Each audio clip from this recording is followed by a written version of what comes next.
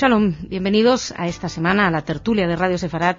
Evidentemente, esta semana la noticia es ese discurso que Barack Obama pronunció en El Cairo, discurso histórico según la mayoría de los periódicos, discurso que pretendía tender puentes con el mundo musulmán, un discurso que ofrecía un nuevo principio de relación entre Estados Unidos y el mundo musulmán, probablemente un discurso del que el mundo entero estaba pendiente. Cumplió las expectativas, respondió a todas las incógnitas que se esperaban, según algunos analistas, un discurso valiente, un discurso arriesgado que trajo infinidad de novedades, según otros analistas, un discurso pobre, un discurso cobarde, un discurso que no aportó nada nuevo. Evidentemente, según otros analistas, un punto intermedio. Bueno, de todo esto vamos a hablar hoy. Precisamente hoy contamos aquí en Radio Sefarat con la presencia de Juan Hernández, que es concejal del Partido Popular del Ayuntamiento de Getafe, lo conocen. También está con nosotros James Levy, que es representante de los republicanos aquí en España, del Partido Republicano, y Luis Ini, periodista.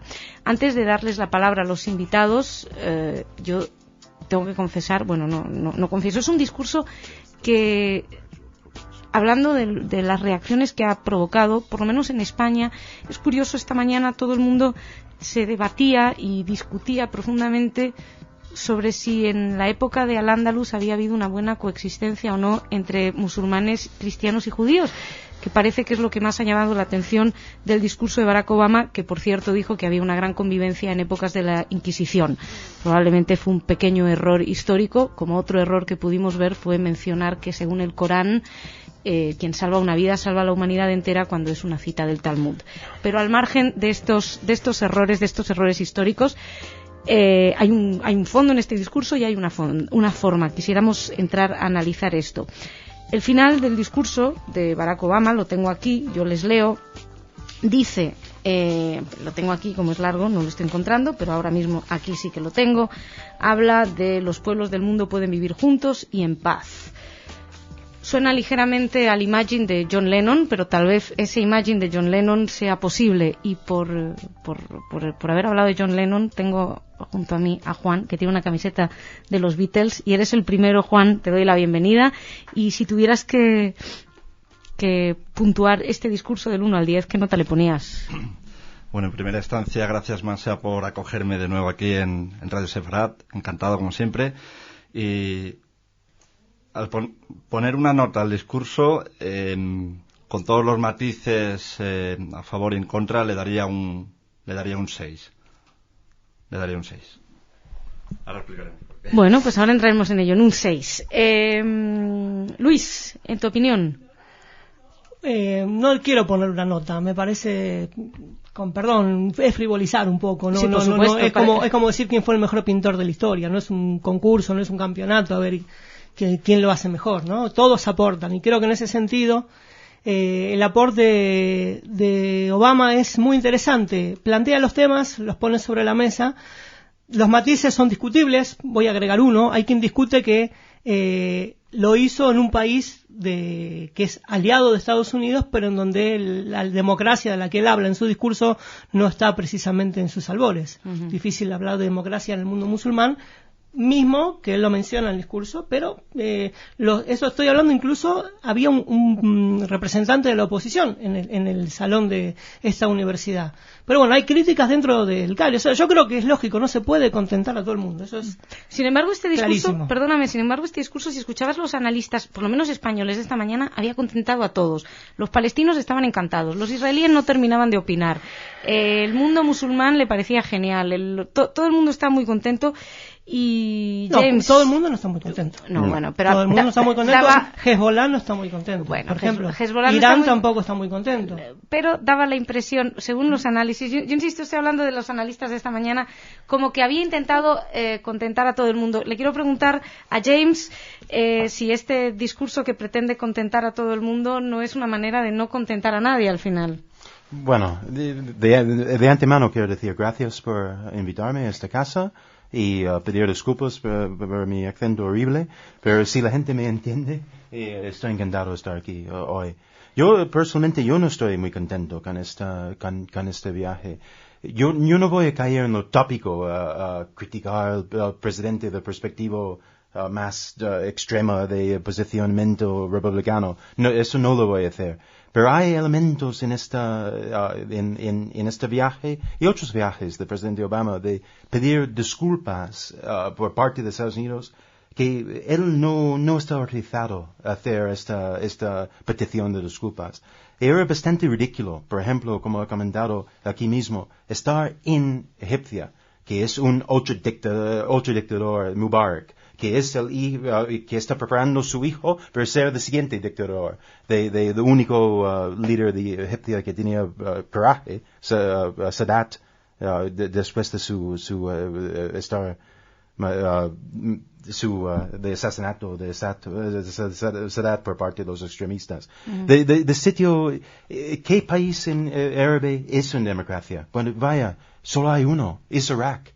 Precisamente el país Irak, donde el presidente casi pidió disculpas por Estados Unidos tenía de terrible decisión de desbancar un dictador que había matado cientos de miles de personas. El plan del presidente Bush que quizás Estados Unidos debería apoyar democracia en los países árabes, incluso en los países musulmanes, que hay una cosa que se llama derechos humanos, que la democracia no es una cosa solamente para el occidente, que todos los humanos tienen derecho de elegir su líderes. Es algo que el presidente Obama claramente ha abandonado totalmente. ¿Estáis de acuerdo con esto? Discrepo un par de puntos. Creo que tú decías que el presidente Obama no está autorizado para pedir perdón. Dicho así, no sé quién estaría autorizado para pedir perdón de las muchas cosas malas que ha hecho Estados Unidos, porque, discúlpame, como líder mundial que es Estados Unidos, habrá tenido aciertos, pero seguramente ha tenido equivocaciones. Y si fueron muy grandes los aciertos, seguro que las equivocaciones también. No son pocos los que pensamos que el error de Irak no fue el haber ido a Irak, sino cómo fue Irak, posiblemente. Creo que ahí está la gran discusión. Podemos tomar qué sucedió en la anterior guerra del Golfo, donde prácticamente no hubo oposición a tomar esa decisión de participar en esa guerra. Sin embargo, en esta fue hecha no muy claramente, y lo de, tú me dices, bueno, se desbancó a un dictador que mató mucha gente. Yo te recordaría que Estados Unidos apoyó en Latinoamérica a muchos dictadores que mataron a mucha gente, y no se metió a desbancarlos precisamente, sino todo lo contrario, los apoyó. O sea que maticemos un poco ese aspecto, ¿no? Creo que no es la discusión igual que tenemos que tener ahora, no es lo más importante. Yo creo que lo que hay que poner sobre la mesa es que lo que hace Barack en ese momento es tomar el mazo de cartas y volver a repartirlas. Y decir, bueno, ¿vamos a jugar la partida o no? Creo que en ese sentido, políticamente analizado, es muy interesante. Ahora se verá quién va a querer seguir jugando al viejo juego, jugar. A mí lo que me pareció interesante es que incluso Obama no decía, vamos a jugar como yo digo que vamos a jugar. Creo que es interesante la modestia, con los errores que tuvo también, por supuesto. Son 11 páginas el discurso de Obama. Sería un fenómeno de la historia con 11 páginas brillantes. No existe nadie que esté tanto tiempo hablando y diga genialidades que contiendan a todo el mundo. Pero creo que es interesante en un momento histórico, político, de líderes lamentables en todo el mundo. Y esto también hay que ponerlo en contexto. Actualmente no hay líderes. Creo que esto es un llamado a la reflexión sobre la clase política en general. Esto está pasando en todo el mundo, no pasa solo en Estados Unidos. En Estados Unidos, bueno, justo está él, pero en el resto del mundo, la verdad que la clase política a mí me parece de pocas miras a futuro, todos cada uno entrando en el viejo juego de que la política es lo que yo quiero que sea y no la del consenso. Perdón, porque tenemos un representante de la clase política aquí, nuestro concejal, pero bueno, por alusiones puedes responder a esto, pero yo quiero que volváis. No era personal. Ya lo digo, por lo de la clase política, pero me gustaría saber también vuestra opinión sobre si es histórico o no este discurso de Obama. Probablemente en relación a la ausencia de liderazgo es una obviedad y es necesario alguien que pilote, digamos, las coordenadas o la búsqueda de soluciones a determinados conflictos con el consenso de todos.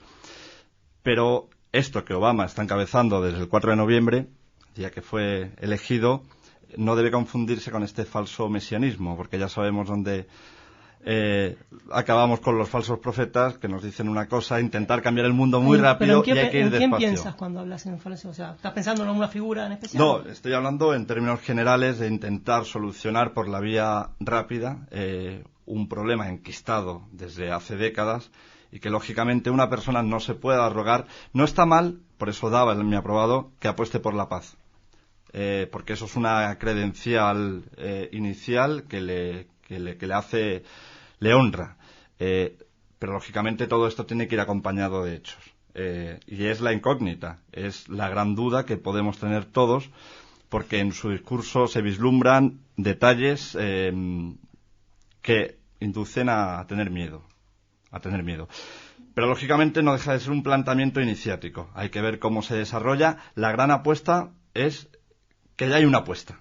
Esa es la gran ventaja, que en otros momentos o ha llegado tarde o ha llegado de una forma inconexa, y en este caso o no ha llegado directamente. En este caso ya hay una voluntad de cambiar el estatus de una situación que produce violencia. No hay que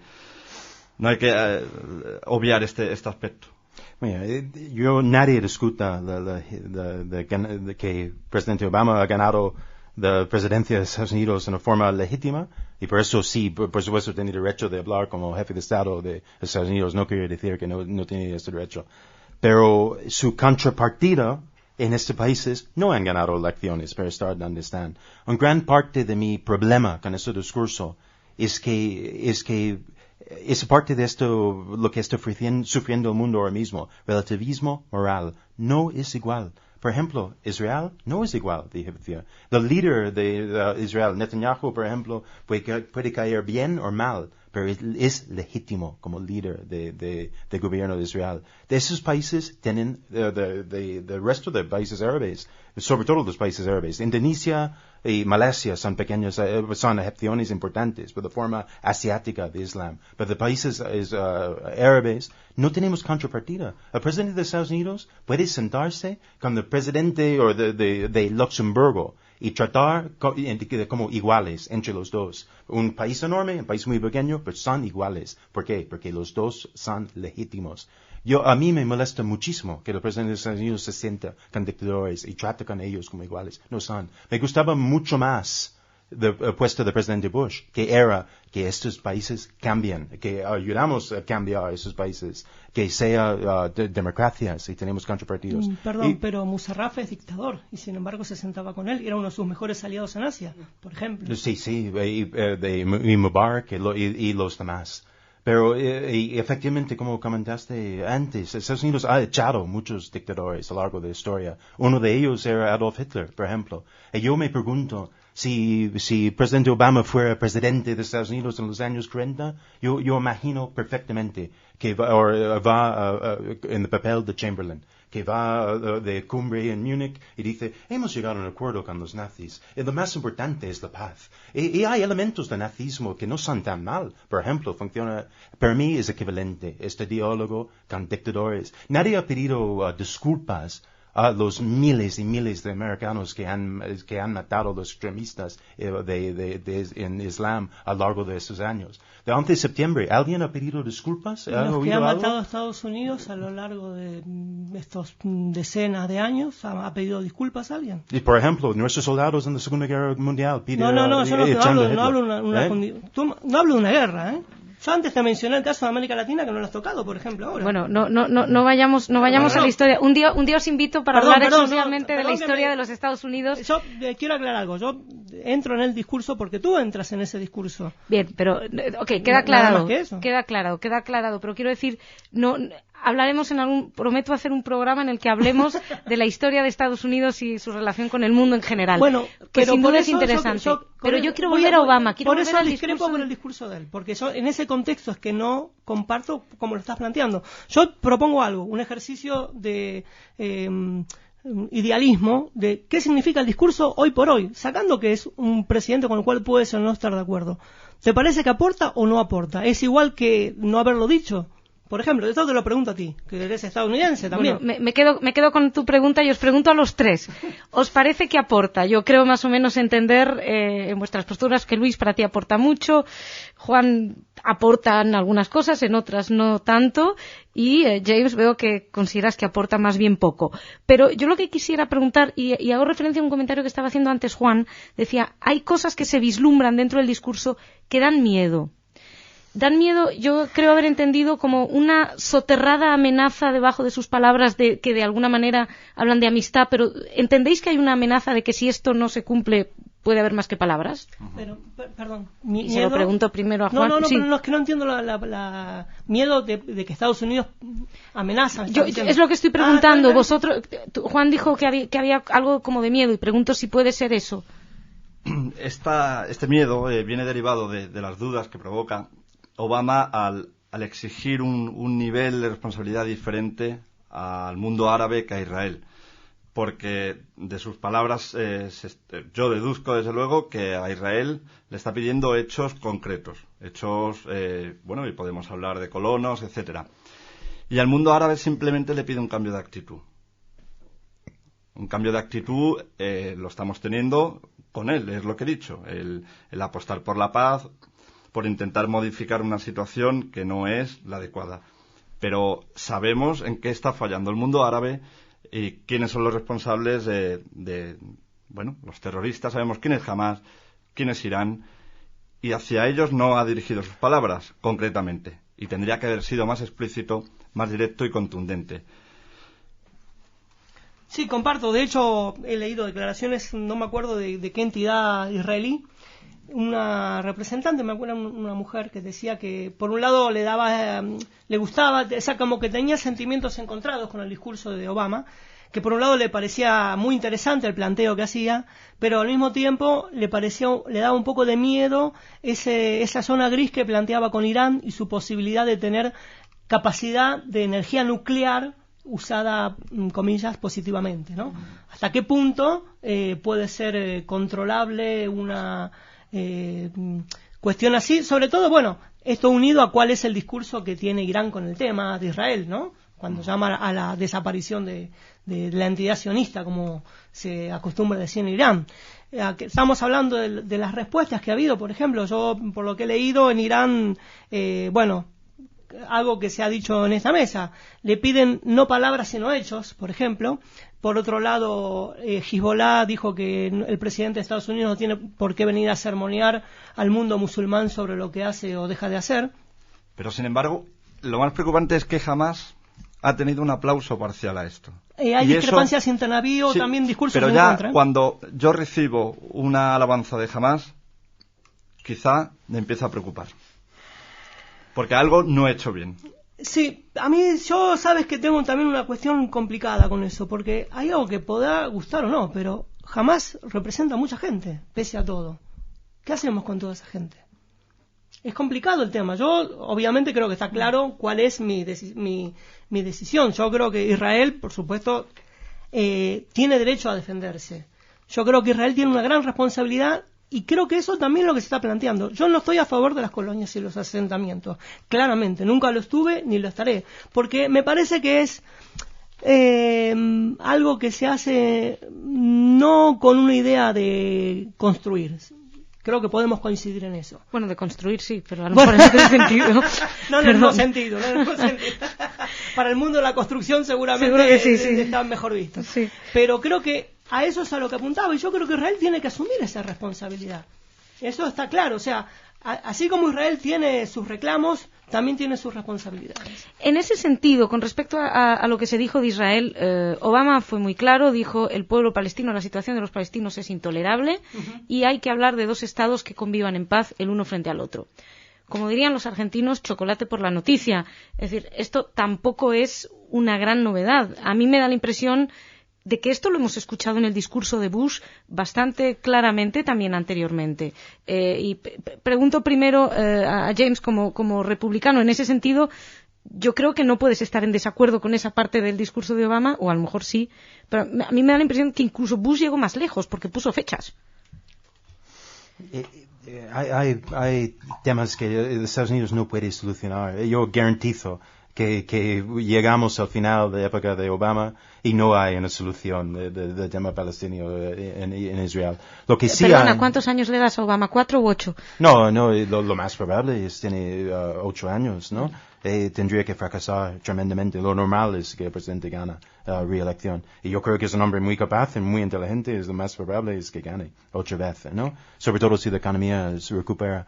Lo que me preocupa mucho más personalmente, y creo que preocupa mucho a nuestros oyentes, es de amenaza existencial a la existencia de Israel a lo largo de sus propios años, de los próximos años. Es un poco extraño, ¿no? Un país como Irán, que tiene de segundo reservas más importantes del mundo, de petróleo y gas, que tiene que tener este programa de emergencia de desarrollar energía nuclear. Muy extraño, se puede hablar de esto, de espías y tal, pero es más fácil hablar de ello cuando el presidente, el líder de Irán, también dice que su gran ambición es ver Israel convertido en un agujero negro radioactivo. Lo ha dicho. Sí. Entonces, yo creo que, sobre todo nuestros oyentes, tenemos que estar preocupados con este tema y la actitud de Estados Unidos frente a la amenaza. En este sentido, yo te quiero preguntar, porque cuando él habla del tema de palestinos e israelíes y el mundo árabe, la primera frase que dice, porque él fue tratando varios temas, la primera frase que dice es, leo textualmente, los estrechos vínculos de Estados Unidos con Israel son muy conocidos, este vínculo es inquebrantable. Y acto seguido empieza a hablar del Holocausto y de lo malos que son aquellos que ponen en duda. Sí que es un discurso, es un mensaje a Irán que también posteriormente repite cuando habla del tema de los países que no tiene que haber armas nucleares, no tiene que utilizarse la energía nuclear con fines bélicos, y dice, y tengo la esperanza de que todos los países en la región puedan compartir este objetivo.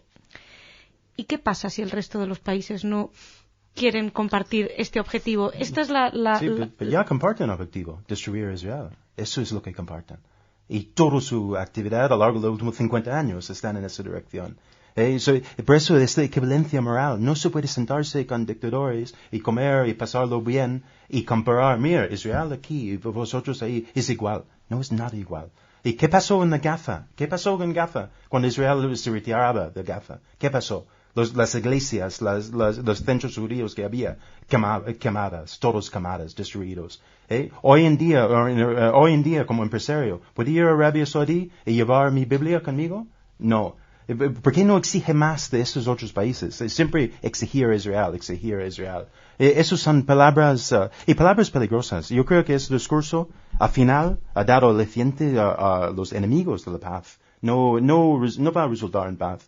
Lo que hay que hacer frente a estas amenazas es tener fortaleza y ideas muy claras. Insistimos, de contrapartido de Estados Unidos son otras democracias, no dictadores. Eso era la política del presidente Bush, de tan odiado Bush. Y su legado es un país árabe democrático, que era una enorme amenaza a los demás países. La guerra en Irak era tan desastrosa en gran parte porque Arabia Saudí, porque Jordania, los demás dictadores tenían todas las ganas del mundo a ver fracasar el proyecto. Su miedo era que Estados Unidos tenía éxito en establecer una democracia ahí, porque quizás su propia población también podría exigir democracia. Y la gran seguridad de Israel vendrá cuando sus vecinos también son democracias. Estados Unidos no está muy amenazado por Canadá, ni Canadá por Estados Unidos.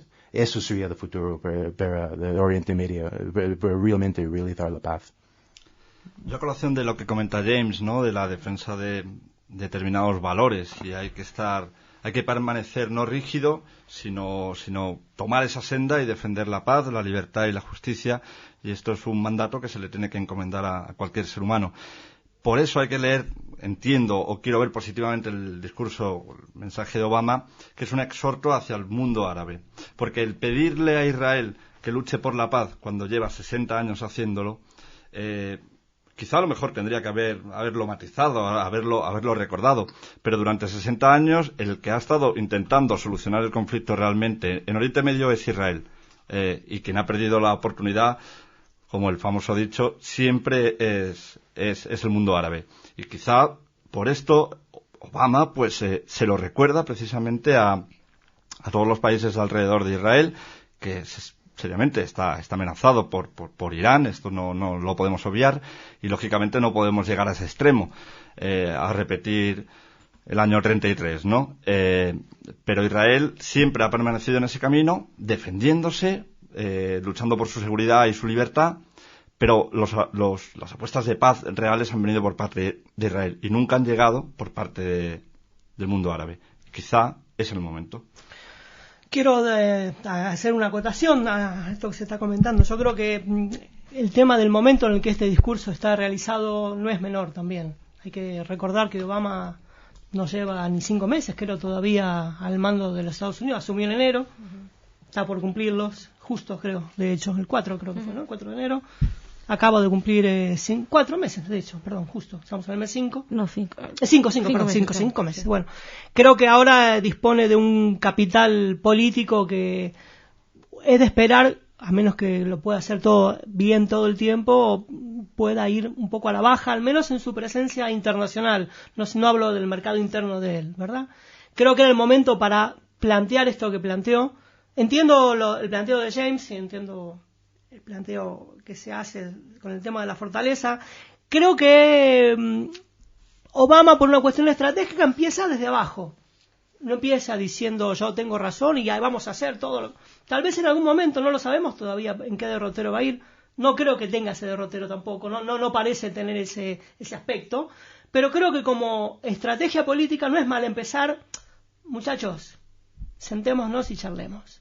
Porque en cualquier caso, James, cuando haya que sacar la pistola del bolsillo, siempre la va a tener. Y siempre la va a tener más grande que los demás. Hay que recordarlo. Es Estados Unidos. Es una potencia mundial. Entonces creo que, sabiéndote en tu fortaleza, no necesariamente hay que estar a los gritos y amenazando a todo el mundo. Se puede hacer de muchos modos. La cuestión de la política no es una cuestión de hacerte fuerte por lo que impones en tanto amenazas, sino hacerlo, es como, me acuerdo un poco, discúlpeme, ¿no? La del Padrino. Les hice una oferta que no podían rechazar. Un poco por ahí, me parece. Oye, esto me encanta, esta imagen. ¿Es esta una oferta que no pueden rechazar, bueno, en tu opinión? A mí me gusta creer que algo de eso hay atrás. Yo creo que les está diciendo al mundo árabe, chicos, es esa, no quedan muchas más para... No hay más puertas que esta para subirse al avión, ¿eh? El avión se va a ir y si no aceptan... Miren, yo soy de lo mejor que les puede tocar como interlocutor. Me parece a mí, creo que Obama juega con ese caudal. No en vano, en su discurso hace mucha alusión a su propia historia.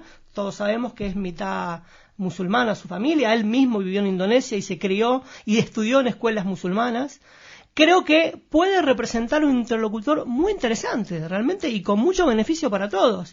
Es verdad, yo entiendo el miedo y el temor que puede provocar de que sea leído como un signo de debilidad lo que se dice, que creo que es a lo que tú apuntas, sí, me parece, ¿verdad? Sí. Pero hay que reconocer que hoy por hoy, bueno, es un lujo que se puede dar. Está empezando. Yo creo que lo que él está diciendo es, bueno, a ver, yo pongo esta ficha. ¿Qué ficha ponen ustedes? No, yo sinceramente creo que es un análisis muy inteligente y muy interesante, que solamente, por supuesto, yo no sé, y solamente con el tiempo vamos a ver. Ojalá que sea así, que en 6 meses, un año, decimos, mira, ese era un punto de inflexión, este discurso.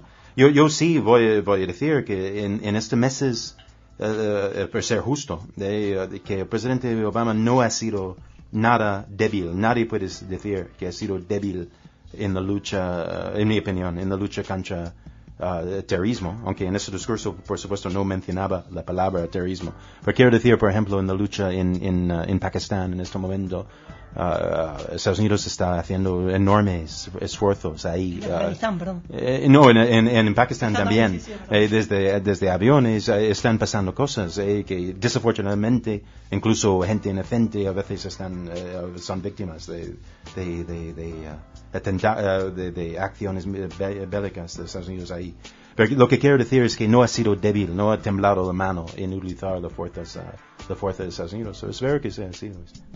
Bueno, pues tenemos que terminar porque se nos ha ido el tiempo, pero yo os quiero agradecer a los tres, Juan, Luis, James, el que hayáis venido. Ha sido un verdadero placer contar con vuestras opiniones en esta tertulia acerca de este discurso de Obama, que entiendo que la historia nos dirá si fue o no fue histórico. En cualquier caso, yo os invito a que vengáis en cualquier otro programa, y esta sí que es una oferta que no podéis rechazar. Así que muchísimas gracias. Señoras, señores, ustedes también, muchas gracias por su atención. Ya saben que en Radio Sefarad seguimos con una amplia oferta, una programación para ustedes, música, cultura, tradición, política, absolutamente de todo. Así que no se desconecten. Muchas gracias. Shabbat Shalom.